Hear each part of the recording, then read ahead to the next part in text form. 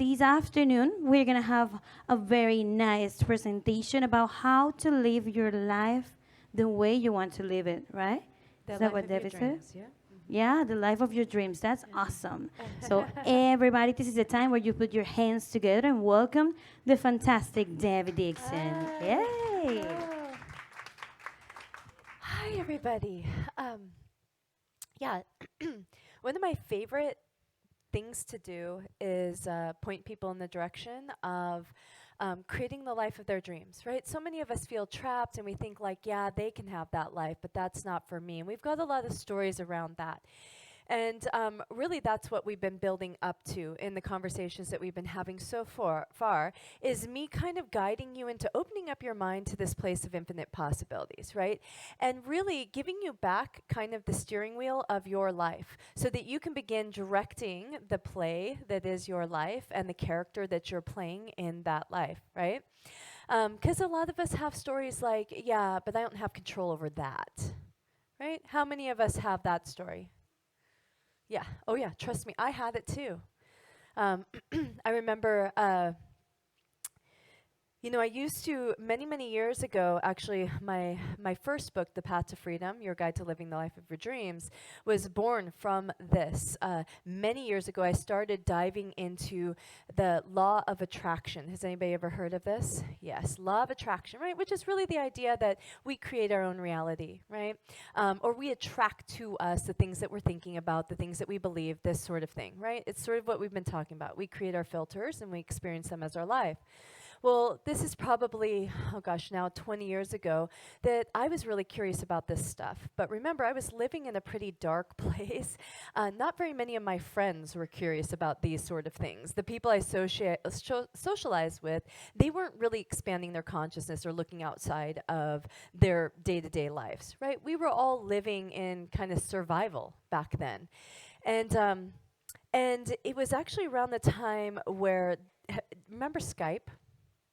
Skype, it was one of those very first things, kind of like Zoom. It was this crazy way that we could connect with one another. And Oprah, another one of those wise women that we used to be drawn to, she was doing something called a book club. So she would get on her show and she would start talking about and featuring these books that were changing her life, something that she was super psyched about. I remember I think she talked about The Secret and some of these wise, like, self-help gurus.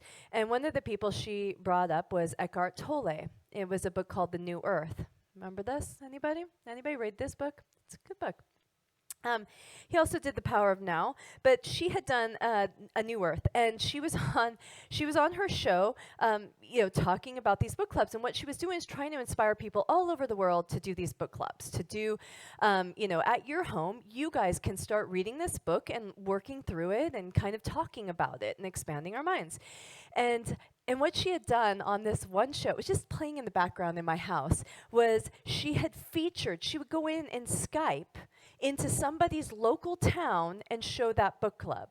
And so the town that had showed up was a town that was right by where I lived. And I was like, what the hell?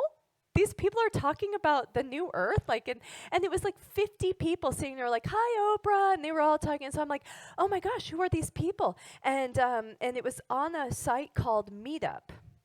And I thought, what is this site, Meetup? And I started to look it up, and they said the name of their group, and I looked up this name, and I'm like, oh my gosh, they're right here. I could find people like me, people that are looking into these things and thinking about these things. And so I did. I eventually, of course, it always takes a while. It was probably about 6 months before I actually landed and went to one of these meetings. And then when I went there, it had been, again, it was a few towns away. I kind of lived in a little bit more of the lower income, and this was a little higher income area. And so what I wanted to do was see if there was people in my local area that were thinking about these things. So I decided to create my own meetup. And by the way, the person that you see here today is not that person back then. Vastly different. And my natural state is a recluse. I am very much the type of person that likes to be by themselves. You'll find me hibernating in my room a lot. And you'll be like, where's Debbie? She kind of escapes. And I've always been that way. I've never been somebody that wanted to be on a stage, right? It's not a desire of mine to have a spotlight on me. I would much rather have somebody else stand here and then me give them the words. But I'm super passionate about what I need to say because I truly do believe it can heal people and help people. So I've gotten over myself to be here with you. Back then is when that whole thing started. I thought, well, I can organize a meetup, and the way that that guy had done it, he wasn't doing anything. He was just bringing people together, and then he would sit there, and he would just facilitate a conversation. They would talk. It was nothing. So I started this. And I called it The Power of Light, and I started to do this group called, about the law of attraction. And as we move through, talking about some of these concepts, some of these ideas, at one point I said, okay, well, let's try this. Let's try and realize the life of our dreams. For us to do that, seems like a logical first step is we have to know what we want, right? You cannot create a miracle in your life or have a wish come true without first having the wish. So I said, hey, how about next week before we meet, everybody bring a list of your biggest wishes. And I told them I wanted them to pretend that they had a genie. They had a magical wand. Like they could close their eyes and it was just blackness and now they're painting in their world. They're going to come with like the boldest, biggest dreams ever. I want to hear it all. Let's go big. And then we'll see how this stuff really works. So everybody showed up the next week. I'm super excited to hear their dreams. And I go to the first person and I'm like, okay, so what's your wishes? Guess what? She had no idea. Yeah. Had all that time to think about it. She was like, it's not really that big of a deal. I'm kind of happy. I guess I wish my husband had picked stuff up once in a while. I wish he would just, stop leaving his stuff laying around. And maybe if we had like another bedroom, I don't know. I was like, you're the law of attraction group. And you're completely satisfied with your life. So there's nothing that you want. And it was so interesting to me because here she is like she was like, well, I don't know, just afraid to say what she wanted. So I started picking at her a little bit. I go, there's got to be something that you want, right? She's got the whole group, everybody staring at her. And finally I get her to say, she was, well, I guess if it's anything, I've always wanted to dance. And I was like, so why the hell don't you dance? Like, what do you mean? Dance, please, dance. Like, and she goes, oh, well, I can't because, I used to dance and, I've always dreamed, like we watch the Dancing with the Stars and this sort of thing. I've always dreamed of doing that, but obviously I can't. And I was like, what do you mean you can't? She goes, well, a long time ago, I kind of gave up dance. We had kids and, my husband's really jealous. And she had just put it as an impossibility. It didn't live in her world anymore because of the roles she had taken on and other people's expectations of her. And we're all sitting here, just as you are, going, what do you mean? But to her, it was a real live block. It was absolutely a roadblock that was so big it was insurmountable for her. She just could not get through it. It was past. And so I'm sitting here sort of poking at her a little bit. I go, well, you could dance in your house. You could just, dancing. You could dance anywhere, right? Like, you don't have to necessarily dance on the stage. What if you just started in your, clean out a little space in your house? And you could see, as I poked, you could see her protecting her block, getting angry even. There's this story of you don't understand. You don't understand. And I felt that. And this was the first time I felt that. Since then, I felt that 14 million times. And I've poked people's blocks and I pulled them away and I've destroyed them for them. And even if they hated me all the way through it, which they often do. But in this particular experience, I just said, okay, can you just do me one favor? Just for the heck of it, just for pretend. We're going to play pretend here. I want you to just close your eyes and just imagine for me, just for a second, you on the stage and you're dancing. And your husband's sitting in the audience, and he's your biggest fan. And she played the game with me for a second. I could tell she's pissed about it, but she did it. And everybody in that room visualized it for her because it was really easy for them. So we're all seeing it. And then she leaves. The next time that we had a meeting, she walks in, we go through, and we're all doing our thing. And at the end of it, she's like, I have an announcement. We're like, yeah? She goes, well, I cleared out a little space in my house, and I've been dancing. And you could see this lightness come over her. And I was like, that's amazing. Oh my gosh, I love, everybody's so excited. Like people are, I should say on the first night, I actually stopped her at the door on the way out. That was the first block night. She's walking out and I just said, would you just stop for a second? And I go, everybody, will you please just tell her to dance? They're like, yes, please dance, So anyways, she comes back and she's like, yeah, I've been dancing. And everybody's super excited for her. By the following week, she said, guess what? I actually cleared out an entire room. And I put up some mirrors on the wall. And I put in a little stereo system. And I've been dancing some more. Literally, within 6 months, this woman's on a stage. She's got a stage name. She calls herself Sierra Bloom. She was presenting at like major events in Seattle. Like we're talking like the Puyallup Fair. Like these are big events where she's doing, she was a gorgeous, gorgeous woman. And she was doing, the belly dancing stuff, all of the things. And she's out there, which was just, again, all I had to do was point out. And guess what? We're talking like a year later or so. I see a Facebook post from Sierra Bloom, and she's just putting it out there, no longer like connecting with me, which is beautiful, but she puts it out there, and it's her on the stage, and she, underneath it, in the comment, she writes, I'm just so happy to say that my husband's my biggest fan. That's the power. And it's these moments. So back then I was given this gift. I got to see it. I got to experience it. How can we have our wish come true if we're not willing to say it, for one? And then once we say it, there's always going to be a block there. There's that thing that's stopping you from saying it, right? That's the thing we need to confront. You have to face it and go, is it really true? Is it really true? Because at one point it might have been true. It was true probably. At one point her marriage might have fell apart had she tried to do that. Her husband maybe wasn't ready for it. They weren't in the place in her life. She was supposed to be a mother, and who knows the trauma they were going through. But at that point, right, she was ready. So it comes down to this. We talked a little bit about the currency, right? The money, how attention and time are the two most valuable things that we have. We pay our attention and where we spend our time. So what you place your attention on is absolutely what you're going to cultivate in your life. But there's one other superpower that we need to bring into that. See, because right now, as far as you guys are concerned, I am the only thing that exists in this universe because your attention is on me. That's it. There is nothing else. You can say, Debbie, life is happening, but is it?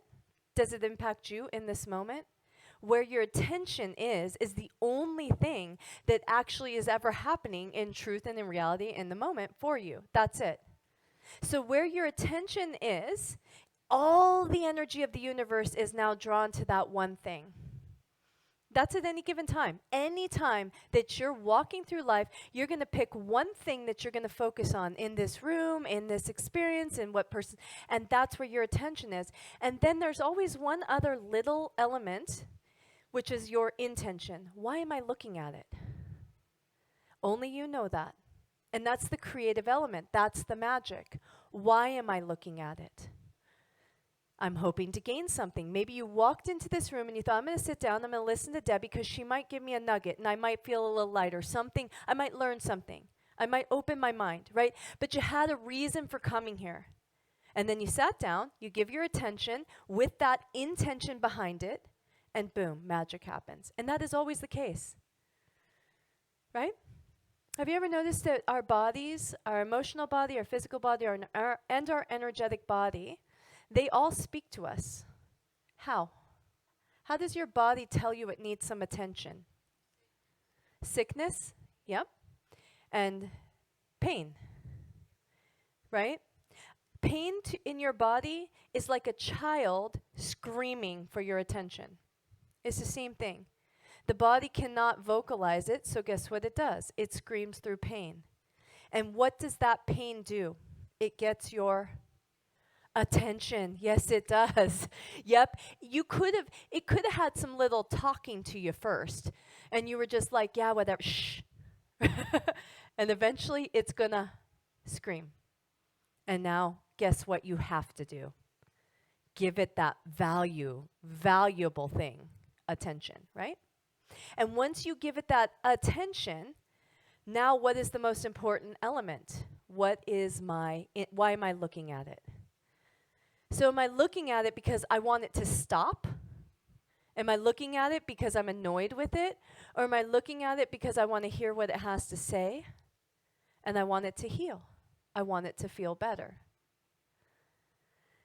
So if we can walk through life knowing just this, that's all that's important at any given time. What is my attention on in the moment? What am I giving my attention to? And remember, what I'm giving my attention to is what I value. So if I don't value that, maybe give your attention to the thing that you do. 1. And then if my attention is on something I actually value, why? What is my intention? Why am I looking at it? So that is the power of intention. Taking ownership of my life as the creator. How many of you believe that you create your reality? Yeah. Would you say that you create your reality 5%, 10%, 20%? How many of you would say you 100% create your reality? I am around my people. I love you. Amen and hallelujah. You know that most people would say something different, right? They would say, yeah, I create all the good stuff, obviously. But why would I create the bad stuff? That makes no sense, Debbie. But what did we talk about? Do you remember my first talk what I said? Creation has a recipe. What comes before creation? What? Okay, well, I love that. Well, first you have to have the wish, the idea, the inspiration. But then right before the creation happened, destruction. Destruction.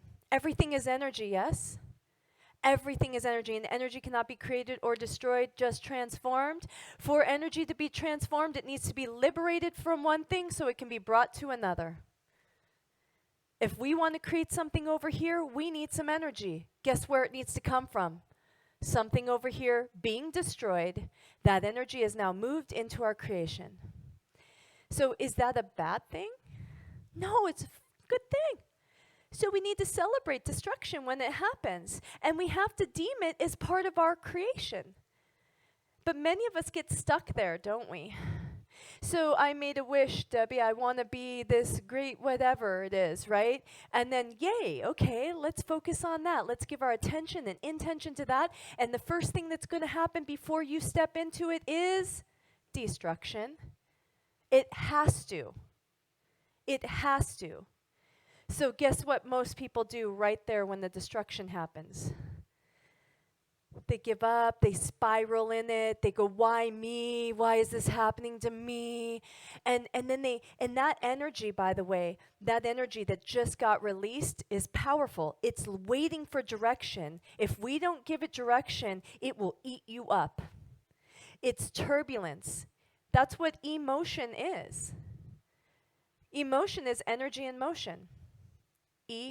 Emotion. That's all it is. Do you think that emotions are created outside of you? Do I create your emotions? I promise you I don't.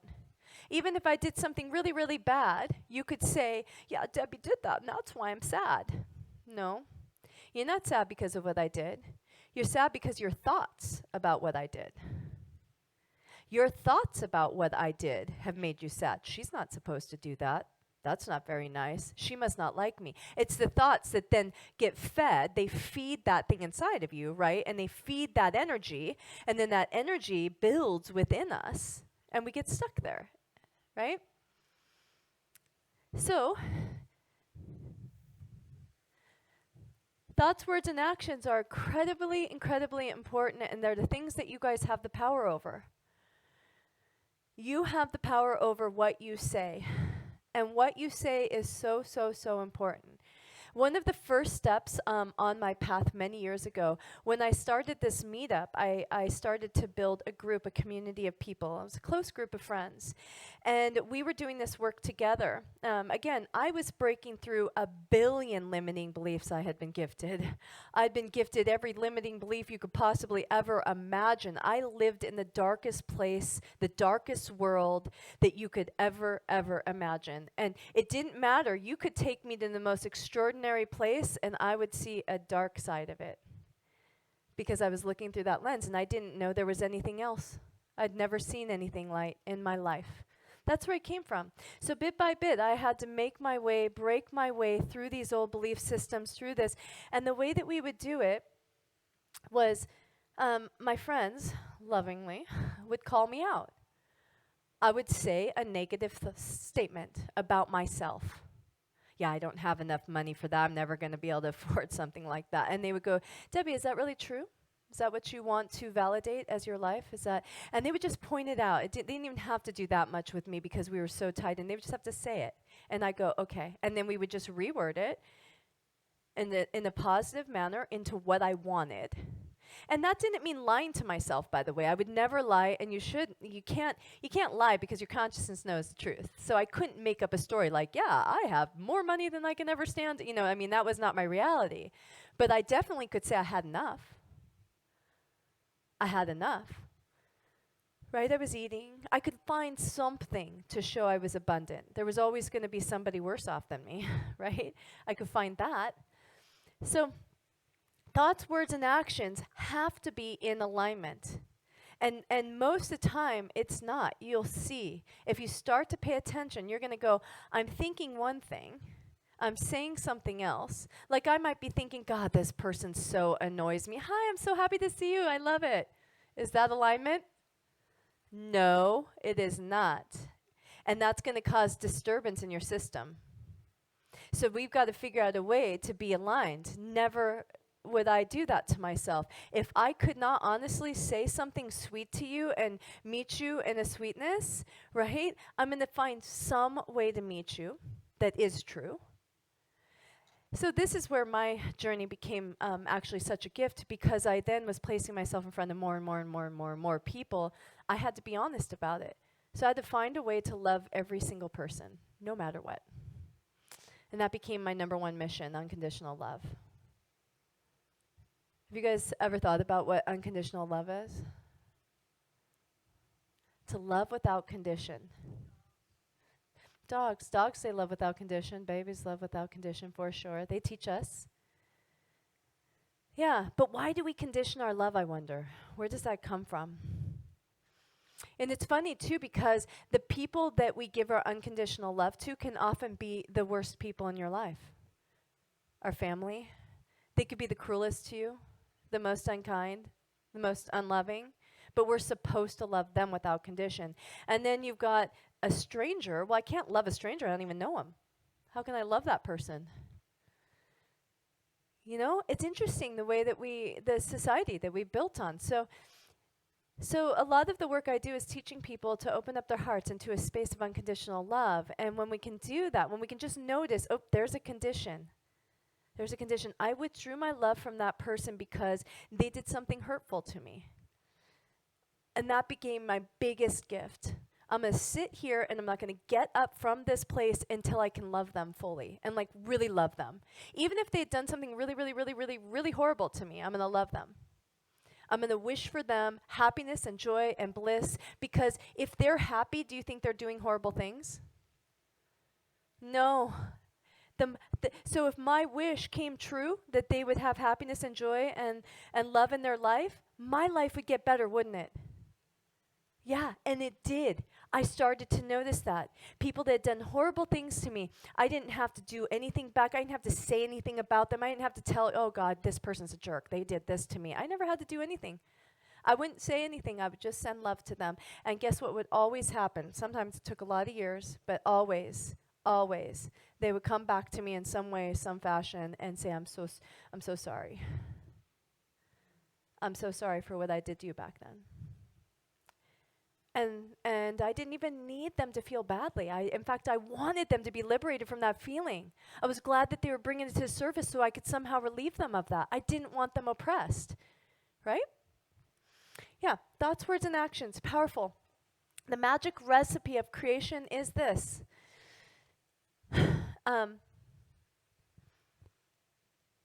Something I do every single day to become intentional. If we're going to say that I'm the 100% creator of my reality, well, that means I better start taking the steering wheel.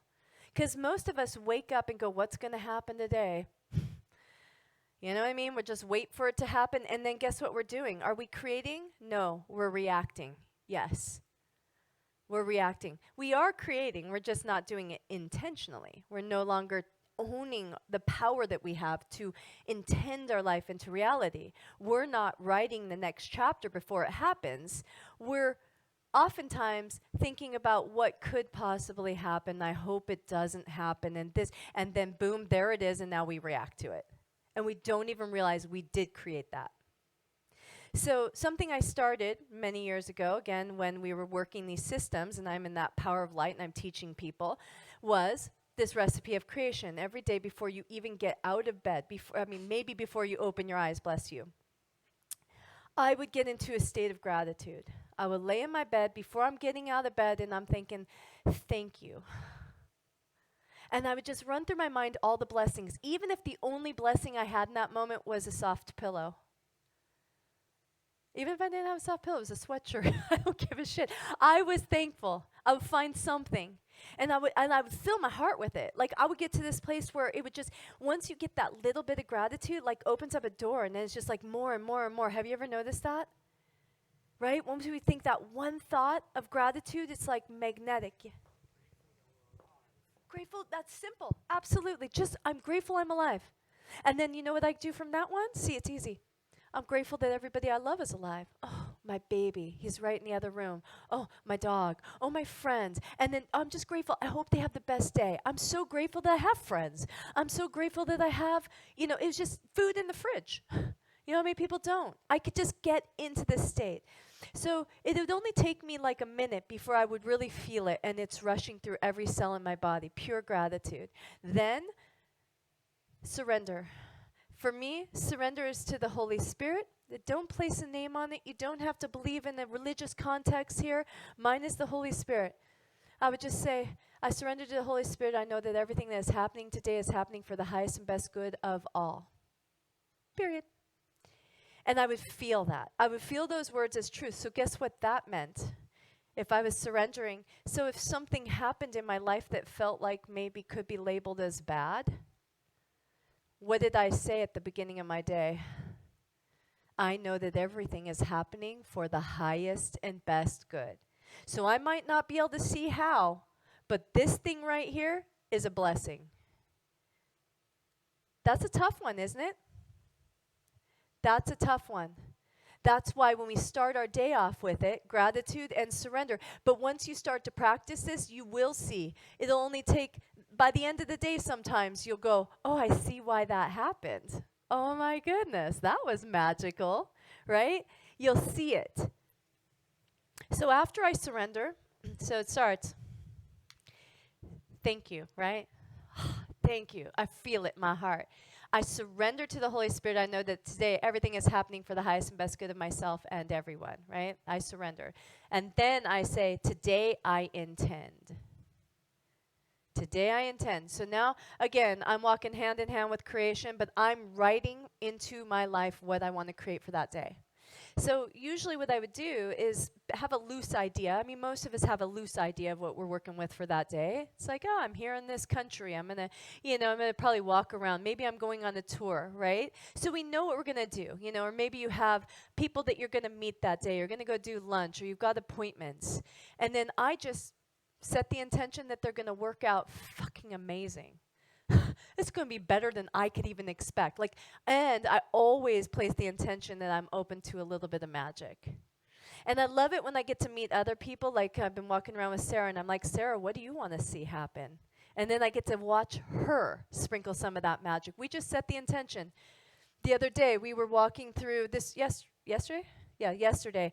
She was like, I asked her, what do you want? let's work this creation. It's the same thing I do all the time. And she said, I want to see a sloth. And it was super cute because then like literally, oh, this one right here, Lauren's like showing us her phone. She goes, look what we saw in the clouds. And it was a picture of a sloth in the like a cloud that looked like a sloth. It's freaking real. You guys got to see it. It's really cool. So Lauren shows her that. And then so guess what we said? This one, tell them. What did you say about I want to see? Yeah, two. Yeah, she's like, I'm just going to get a little more specific. I love that, but I would actually like to see a real life sloth, please. Okay. And so we just got super clear because that's important. Getting really clear. So, because the essence is real, like seeing, one of the things that I've taught people is, do you really need to see that thing, or is it the essence of it that we're after? So oftentimes we get hung up on the stuff, and it's really the essence. And we'll talk more about that maybe later. But anyways, what happened then after that is she's sitting there. She goes, I had gotten her a little kombucha from the thing. She picked out of two different brands. She goes, I want that one. She takes it back to her room, and she sees on there's a little sloth peeking over the sign. And she's like, stop it. And we were like, okay, so listen, we want to see one in real life. So we get off the ship yesterday, and we're walking. We don't even make it 10 feet. Like, we literally just made it. And some random person from the ship is walking towards us, and they go, you know what?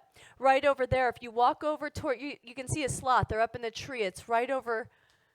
We hadn't asked anybody. We hadn't told anybody. We hadn't anything. We had not made any effort. It came to us. That's the way life works when you're creating with the power of intention.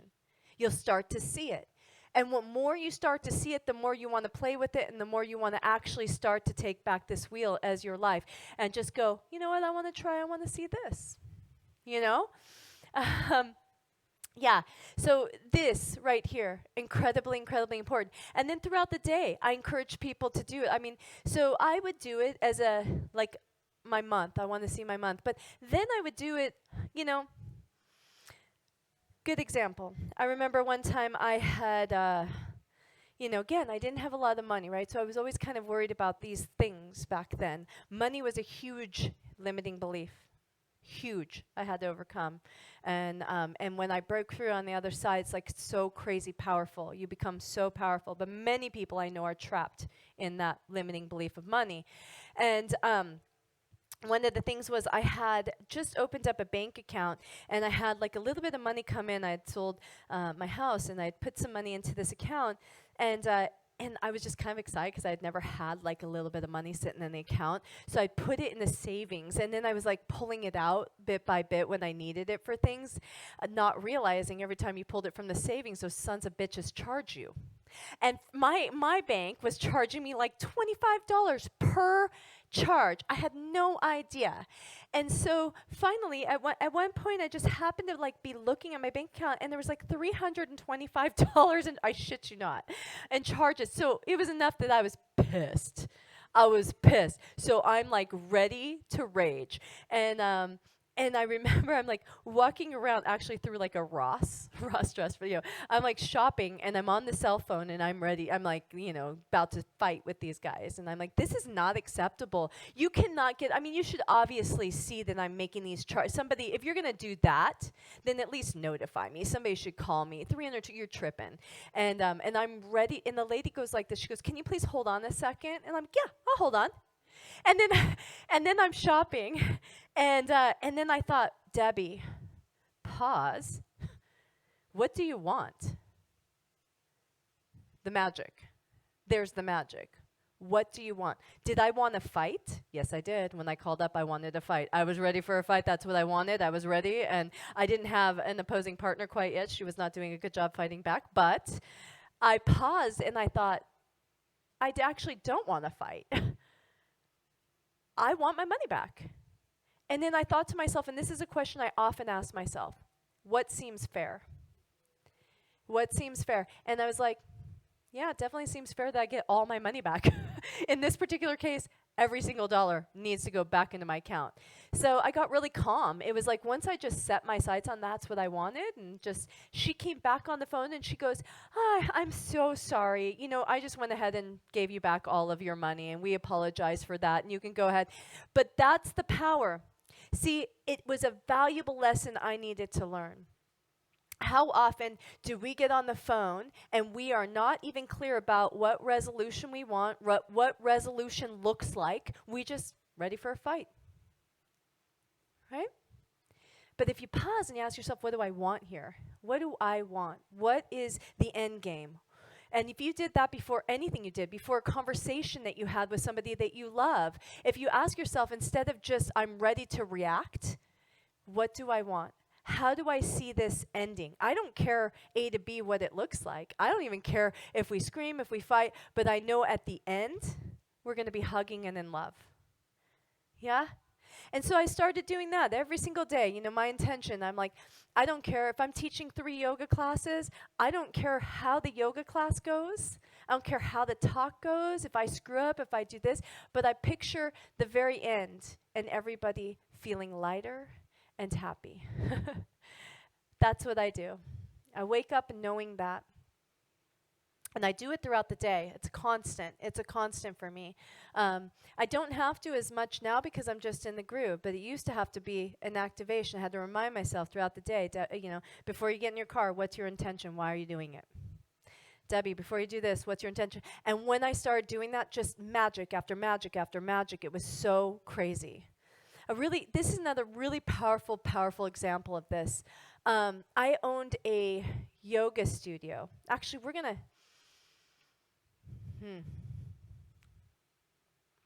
Yeah, I'm going to start with this one. So I owned a yoga studio, and it's just a really cool story how that came into play, but I think that's going to come up in a second. So I had no money, remember? So I was this person that had literally nothing. And I was sitting there in this yoga studio, again, with $0 in the bank. The second I opened the doors to this studio, it was just like I was just praying. I would be praying that the bills would be paid for as the people came and this sort of thing. There was no surplus. I had nothing to draw on, and it was only me. But it worked out. It was quite magical. All the bills were getting paid. Everything was happening. And I'm in law of attraction, galore, right? Even the creation of the studio was so miraculous that I could not argue with it. It was literally like God came down and put me in this most magical way that could not make sense. So I kind of was walking in the magic. I was very much back then, I could not wait to teach everybody this stuff. I'm like, no, crazy stuff can happen. Like miracles can happen. Come here. And so I'm doing this, this work, and at one point I'm working out all of the bills, and I realize I'm $2,000 short, just under $2,000 short, and of course I'm not worried at all because I'm walking in the magic, right? So I'm just like, okay, bring it. I don't know how you're gonna, but it's gonna be fun, and I'm doing that kind of stuff. I'm really like out there, and so. I decided to skip myself over to the bank, with my little bank, business bankers, and I sat down with them. I got my feet up on the desk. I'm like, yeah, let's find $2,000. I'm super casual about it. And they're working. They're trying to find it for me, and they can't. And we're trying to look at, can we get credit here? Can we do this? And I'm like, I have no worries. You're going to figure it out because I'm in this law of attraction. And they didn't. So I'm like, oh, well. I go, you know what, I'm going to leave you guys to figure this out. I'm going to head back to my studio. I get back to my studio, and when all else fails, I always meditate. So I went into my actual studio space, and I'm sitting in there, and I was listening to this inspirational talk. I think it was actually Will Smith at the time. And he had said something about where attention goes, energy flows. Have you heard this before? Where attention goes, energy flows? It's the law of attraction, the main quote. Where your attention goes, just like I told you. If you're looking at me, you guys are giving me energy right now. Whatever we look at, all of your energy is now directed at that thing, and you get to, the magic comes in, the molding of the energy is when you're saying the intention behind why you're looking at it, right? So this quote comes up, and it's like, where attention goes, energy flows. And I'm like, duh, like I got you. I know this. I know this stuff. I've been teaching this for years. I got you. But then, and I'm like, and I'm putting my attention on finding this money. And out of nowhere, it's like somebody hit me over the head. I'm like, wait a minute. And I jump up and I run out, and I wanted to hold on to the feeling so much, so I took a piece of paper and I wrote down where attention goes, energy flows, and I put it on my computer, because I had this profound realization that absolutely, yes, I was trying to find $2,000, which meant I didn't have it. So what was I creating? A lack of it. As long as I said, so all I needed to do was it was like somebody flipped a switch in my head, and I saw I already have it. I already have it. It's so weird. And I know that sounds like ridiculous, like you're delusional, but it was just that momentary shift. And I walked outside and I sat down. I'm giggling to myself, literally like a psychopath. I'm sitting there like, oh, I got this. And then right then, this guy comes. Well, he's my mailman. Time I knew him well. His wife was a student. He comes walking, and he's like, hey, how are you? And I'm like, good. Did you bring me my check? Like some money? And he's like, haha, like that's not funny because everybody says it, and it's really lame. But in my mind, I was really hoping, right? And he hands me this envelope, and at the time is when, you remember Groupon? I don't know if that's still a thing. Groupon and Living Social. So Living Social was another thing like Groupon. And when you had a yoga studio back then, you had to do these things, right? It would be like a huge funnel drawing people in. And so Living Social, the pay structure was super weird. Groupon would pay you right away for whatever. Living Social would take 6 to 8 weeks sometimes. So I completely even forgot about it. I forgot completely it even existed. And then all of a sudden, here's this thing. In that exact moment, dude, this happened within 3 minutes. I walk out in the psychotic, giggle thing. And then he walks in and hands me this check. And this check was for $1,780. Then, within 2 more minutes, another guy wanders in and wants to buy a 20-class pack for his wife. It all worked out to essentially exactly that, $2,000. It was magic. And all it was this little flipping my mind around from the lack, the finding that it's not there, to it's already there. It was a shift.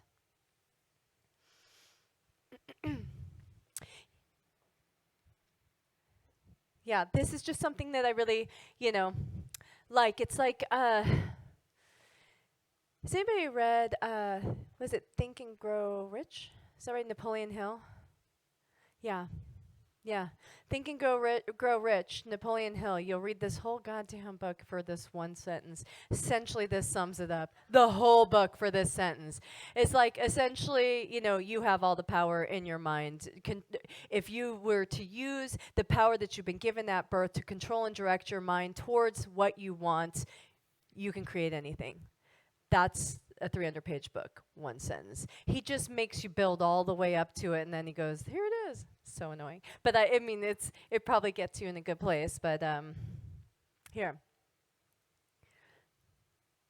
So, let's see where we at time-wise. Oh, good. Okay, so I'm going to probably finish with this today. I think we have one more talk together, which I'm hoping before the end of this cruise. But is anybody familiar with this book? Anybody read this book? The Placebo? You Are the Placebo? Joe Dispenza, yes. So Joe Dispenza is a chiropractor, and he's also now a wise spiritual teacher as well. And really because he's just unpacked some of the same things that I'm talking about, teaching people about their energetic body and how to move energy and to heal and just all of this sort of things. But the thing that's really magical about him is this. This is the thing that stands out for me, is this book. He had an experience really, really early on in his life. He was in his early 20s, where he got into I think he was a messenger, like a bike messenger in a busy city. And he was riding his bike through this busy city and he was hit by a car. And he was hit so hard that he had flipped over this car, and however he landed, it shattered his spine. So it wasn't like his spine was broken, it was shattered. So here you are, a young guy. You wake up and you're in the hospital and you've got a shattered spine, essentially. And so they had him laid down, face down like this. And, they've got so many experts coming in, looking at him, trying to figure out what we can do with this guy, how we can fix him, whatever. So finally they come in, here's our solution. This is what we got for you.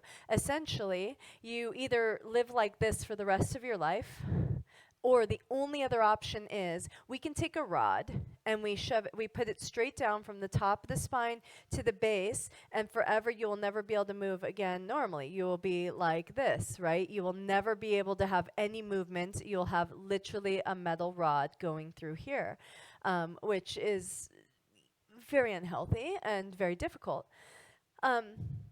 So he had not just one, I think, he says several experts coming in. So this was being, confirmed over and over again by people, remember the white coats, by people who are authority figures, especially to a young guy like this.